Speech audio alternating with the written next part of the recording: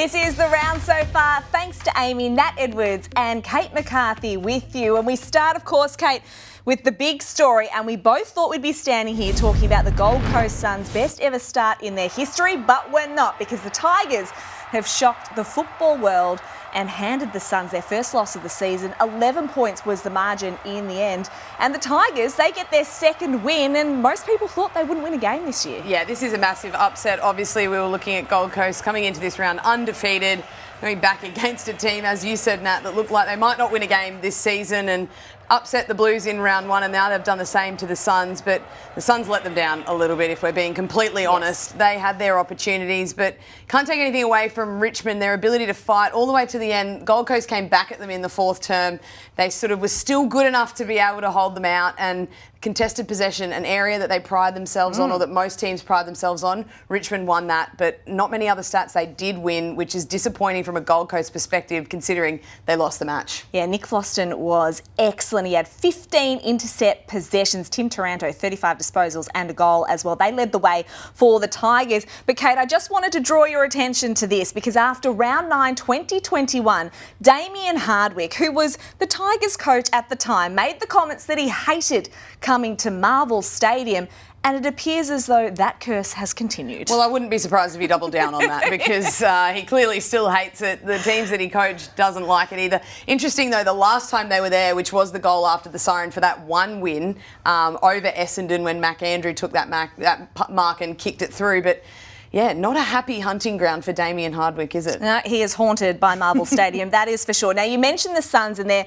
missed opportunities, and they're certainly going to rue, in particular, their inside 50s and conversion as we take a look here. But that second quarter, that was a bit dirty from them. Oh, the second quarter was clearly the worst, but overall in the game, they still had plus 20 inside forward 50s. And you think of their forward line, the player that was leading the Coleman coming into this round, Ben King, didn't score a goal.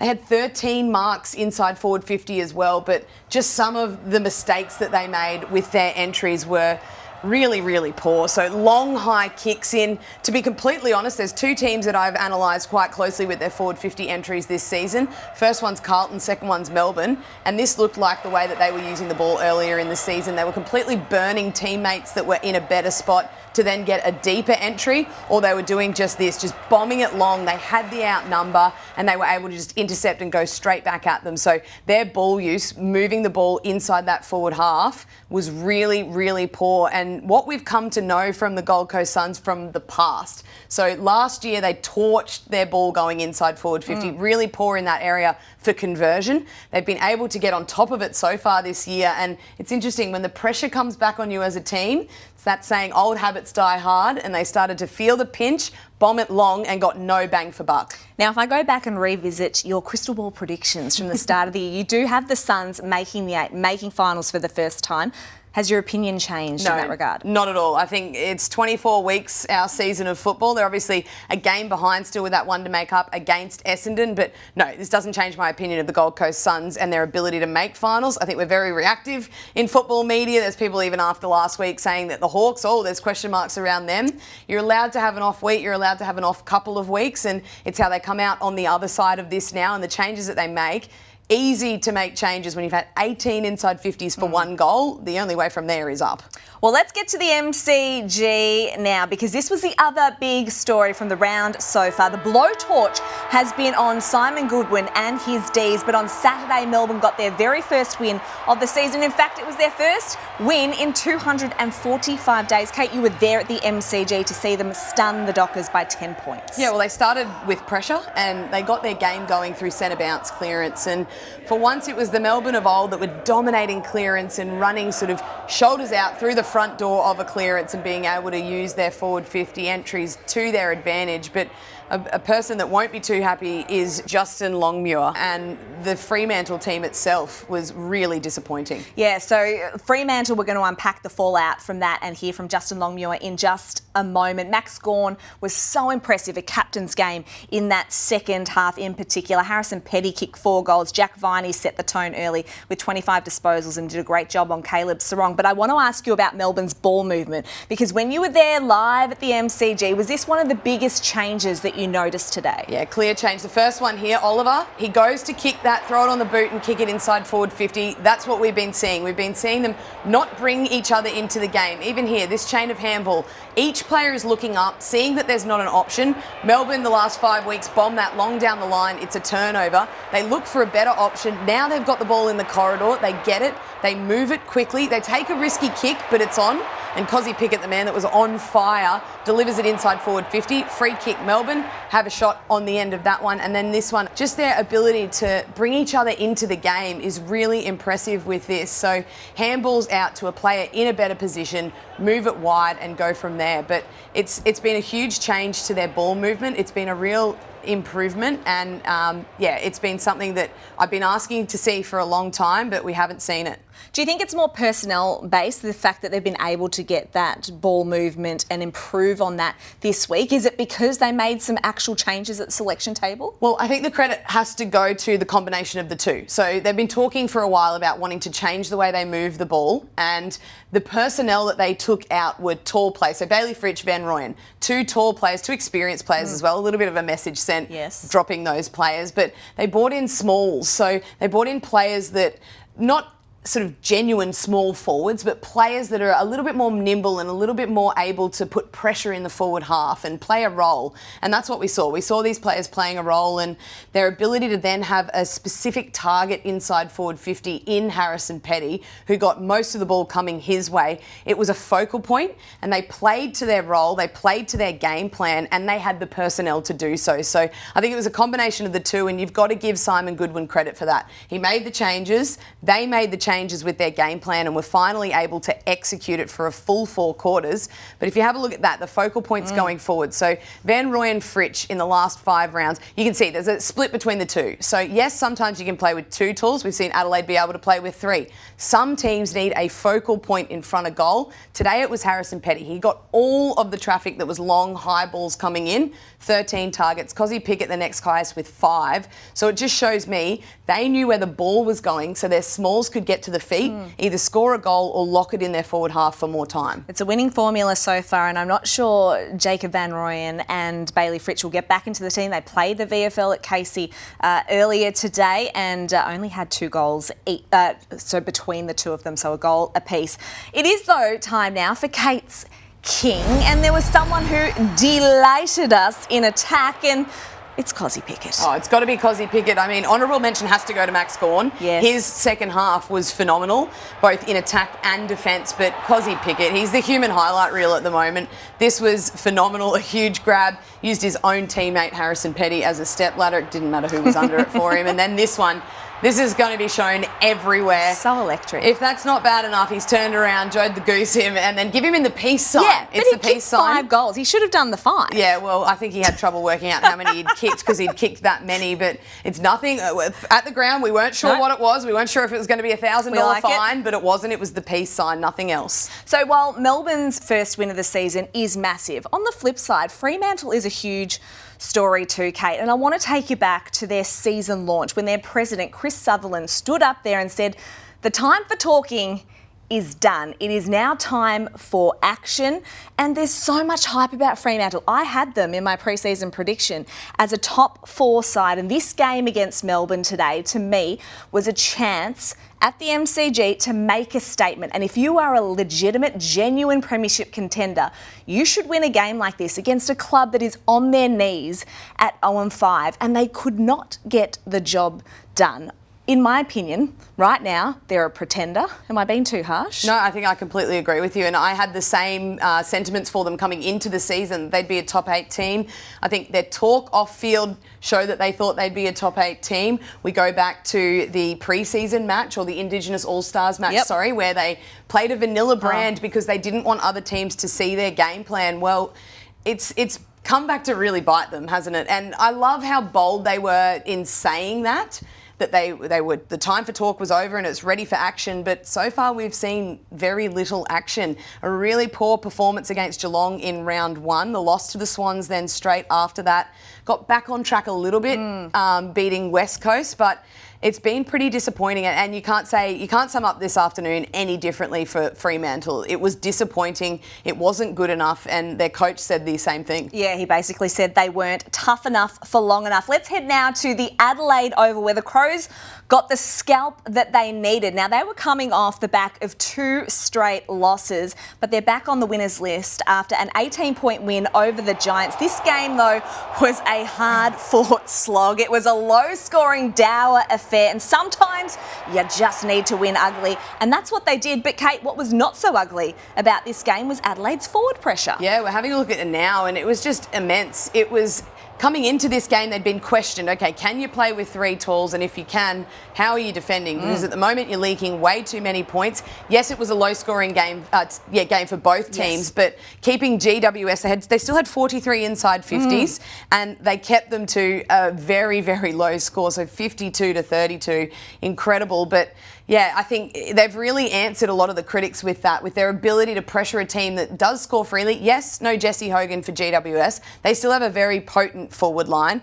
Conditions up against them, but it was a good performance. And as you said, Nat, they needed to take a scalp, and that was the scalp that they got. So the Crows now sit 4-2, but there was something that soured the win, and that is this injury to one of their star forwards, one of the 3-headed monsters in Darcy Fogarty, a shoulder injury. This will be scanned and assessed, and the severity determined in the next 24 hours or so. But what I want to ask you is, what does this mean for the Crows and their forward line going forward? Because we all assume that Taylor Walker, at his age, even though he's playing some good footy, wouldn't play every game. He'd be managed throughout the season. Riley Thilthorpe, of course, is there as well. What do you think is going to happen in this scenario, depending on how long he misses? Well, I mean, injuries are a part of footy, and they need to now adapt to that, obviously, and it's a player... It's been really hard to find 3 key forwards and make it work, and Adelaide were doing that, and you thought as the season went on they would have the luxury of resting Tex as they needed to. So clearly now we'll wait to see what the actual prognosis is around his return, but they're going to be without him, you'd think, with the way that he pushed through, got knocks on top of knocks, and then eventually couldn't complete the game. But I don't think it upsets them too much, in the sense that they were probably looking further in the season to experiment with two talls as well. I know Matthew Nicks said pre-game last week that looking ahead to winter, to the wet conditions, they weren't sure if they'd be able to play 2 talls. Obviously now it's not so much as a luxury, maybe.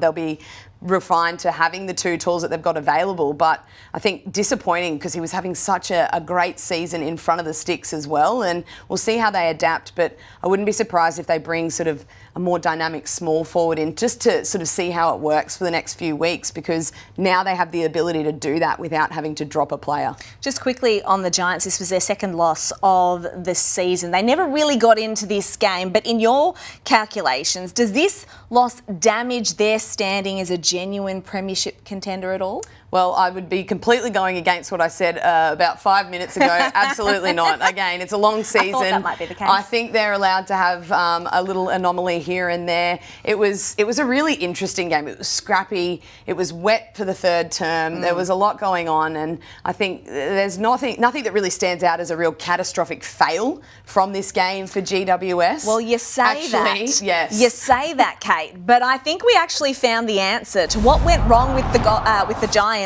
today, as we take a look at our AAMI clangers and look at the time clock. 4:45, 4 minutes left in this game, and the sign goes up, win. Yeah, you'd hope you'd probably start trying to win before that time. And then another one of our AAMI clangers, we've got another Falcon here. I love a good Falcon in footy, but this one, not your average Falcon. It's the grubber kick that's kicked up, and then finally we're back at the Adelaide Oval, and how's that for an experience? I mean, the word on the street, they've been stuck there since gather round, and then it started raining as well. So not the best of times to choose that experience in the pouring rain. Well, let's wind the clock back to Good Friday footy, and it was Carlton smashing a hapless Roos outfit by 73 points at Marvel Stadium. And Kate, North Melbourne's Good Friday record is not pretty reading. It's 1 win from 8 appearances. There are calls, of course, as always, every year, to strip this game from North Melbourne. Do they still deserve the fixture? I think when you're the team or the club that sort of tries to generate this fixture, they come up with the idea, they put everything into it. It's more than a game of football. It's around the Good Friday Foundation. I think they deserve to hold on to the fixture. I know a lot of people have a very different opinion looking at those results, and I'm not sitting here saying that that's competitive either. But I think when you put the work into it, when it has a bigger than football cause behind it as well, and we see the impact that it makes on a lot of the kids that are involved with the days like yesterday, I think they deserve to hold on to it for that sentiment. What about you, Matt? Yeah, I'm the same, because you're not stripping Essendon of the Anzac Day game, in particular when they were going very poorly for a period of time, because Kevin Sheedy was a pioneer of that game. So yes, I agree with you on that front. But what I want to talk about now is the heat which has been intensifying on coach Alastair Clarkson. Now, some experts are saying the game has gone past him.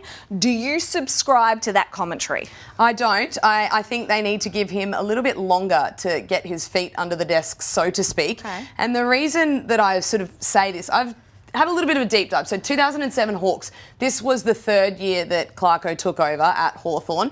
This is the list that he had. So in that season, Lance Franklin kicked 70 plus goals.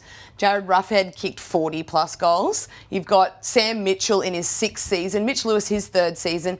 Croft in season 12 plus. He'd played forever. And Luke Hodge in his 6th season. We compare that to the weapons at Clarko's disposal at the moment. So you've got Nick Lucky, who has had a 70 plus season. Cam Zerha, north of 35, I think one of his seasons hit. Then you've got Davies Uniacke, who they've been able to lock away and sign. That's a win. He's now in his 8th season. And then you've got Luke Parker, who's just come across to the club, 2 games away from playing his 300th. And Harry Sheasel, who essentially is still in his 3rd year of football. So I think when you compare like for like, the players that he had at his disposal in the 2007 Hawks, I think everyone would argue that it's stronger and more experienced than what we're seeing right now on the Roos list. He's also come in and taken over a list where some of the players were contracted before he came in. So he's playing those players. He has no real options with getting rid of them or not playing them to that sense. The other thing that also sort of stands out is this sense of him not being able to coach the players the way that they want to play the footy. They need some stability. What do they want? Another coach at North Melbourne? Is that what people are calling for? Because in my opinion, that's not going to solve this problem. David Noble, Reece Shaw, the list goes on. I mean, do you think the criticism of Clarko is unwarranted? Because Roos fans are understandably, they're just done with it now. I think it's warranted in the sense that it's very hard at the moment statistically with their wins. Their wins column hasn't improved. Their points for has improved. They're kicking at least a couple of goals more a game, but they're conceding more points as well. So if you're looking at on a whole, on paper, you say you really struggle to find statistical improvement in their game, but I think they need to back Alastair Clarkson in for a little bit longer before they start going on about him not being able to coach this list the way that they want him to. Because I come back to the last point. What's the other option? Another coach at North Melbourne, another coach for players to get used to, another coach to form relationships, to change game plans. I don't see how that actually helps with what the problems are at the moment. Before we move on, one word answer. If I'm selling you Carlton, are you buying them? They've won 2 games in a row, but it's West Coast and North Melbourne. No, I'm still going to hold on them. That was more than one word. So that's a no. Okay, all right. Well, a game we thought would be an absolute blowout turned into a thriller. That was at Optus Stadium. It was Essendon holding on against the West Coast Eagles, and this was a big moment in the game. It was Liam Ryan with 2 minutes and a half left to go in this game. 7 points down were the Eagles. They had led throughout the game. He plays on, Kate, which was surprising to me because he is a really good set shot usually, and I would actually back him in to make that snap, and it was a very disappointing mistake. Yeah, I think this is where the mental game comes into football. First of all, the pressure on him with the scoreboard.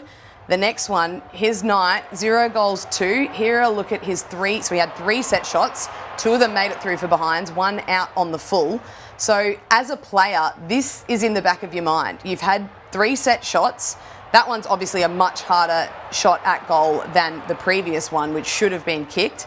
And it starts to seed a lot of doubt in your mind as to what you do. And often you'll see players then, once they take a mark, if they think they have the opportunity to not have a set shot, they'll do it. He wasn't aware of what was around him. The game on the line, obviously there's going to be a whole lot of pressure Should have gone back and iced the game there. Well, not iced the game, sorry. Put them within a point. Yep. Gone back to the centre bounce where they're the opposition's without their best ruck, which we'll get to. But yeah, I think that changes the context of the game. So after Essendon ruckman Nick Bryan suffered a season-ending ACL injury the week before, Brad Scott brings in Peter Wright to allow Sam Draper to play more time in the ruck. And Peter Wright, well, it was his first game for 2025. He stood tall in attack, 6 goals, 1 if you don't mind. He was impressive. It was different ways that he scored his goals too. Some from marks, some from crumbs. The first one we saw a big 2-metre Peter pick up the ball from the ground. I was surprised with that one. And then some beautiful set shots as well. That was one thing that he really does nail. He's very good on a set shot. So very impressive. And yes, the disappointing news about Draper.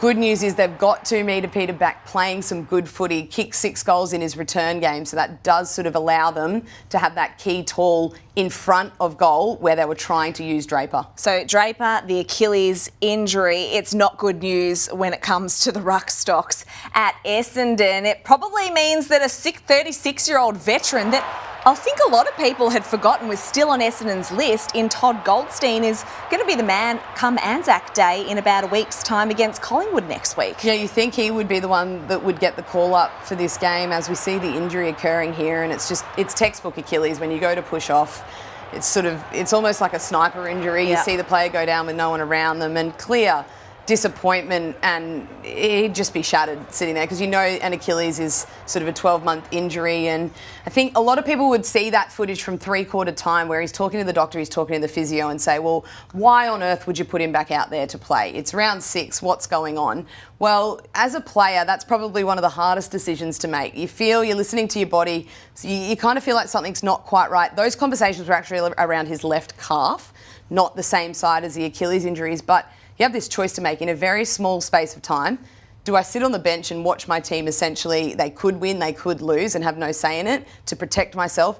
Do I go out there and risk it? And sometimes the risk pays off, sometimes it doesn't. So I think you can't really use hindsight here and say, oh, he shouldn't have played that 4th term. And it'll be a really interesting watch on his future because as we know, he becomes a free agent at the end of the season. Last week it was revealed he's an unrestricted free agent, not restricted. So it'll be interesting to see how clubs who are curious about securing his services beyond next year feel about this latest injury. Well, it does seem like a long time ago, but Thursday night footy, it served up an absolute treat as Collingwood got the chocolates over the reigning premier in Brisbane, and Nick Daicos was at his brilliant best. But you want to highlight, Kate, his work at the clearances and the stoppages. Yeah, centre bounce clearance in particular. So we know how good the night was. So this is the 3rd bounce of the game.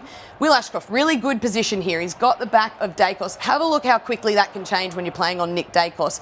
Quickly shifts his weight, gets away from Ashcroft. Clean centre bounce clearance inside forward 50. Now, they've deployed Rayner to him to get a bigger body on to try and get the job. So Pendlebury's in the sweeper role here. Lachie Neale is trying to be the one that sort of takes a bet either way. Daicos sees that. He slides back into the sweeper role, which draws Cam Rayner's attention, which is the Daicos effect, even when he doesn't have the footy. Here, the 2 players that have read this well, Lachie Neale and Scott Pendlebury. Ned Long takes care of Lachie Neale, but Dunkley, he lets Pendlebury get off the chain, which then releases a handball out. So it's not only what he does with the ball, it's what he does to draw attention when someone else is able to win the ball. So Pendlebury had a lot of centre clearances in that match. A lot of the time, though, it was Daicos sort of drawing his player away from him and then him going through. So they've got the combination working super well, especially with the big body of Ned Long going in the midfield for them. I love that move. It's a fantastic story, is Ned Long. Just on Nick Daicos, there have been suggestions in the past, which I believe are absolutely ludicrous, that he's a little bit soft and doesn't do the tough, hard things. Well, I think we need to highlight this piece of vision here because he is tough as they come. He is. He gets lined up by Cam Rayner here. A good hip and shoulder runs straight through him, trying to get physical with him.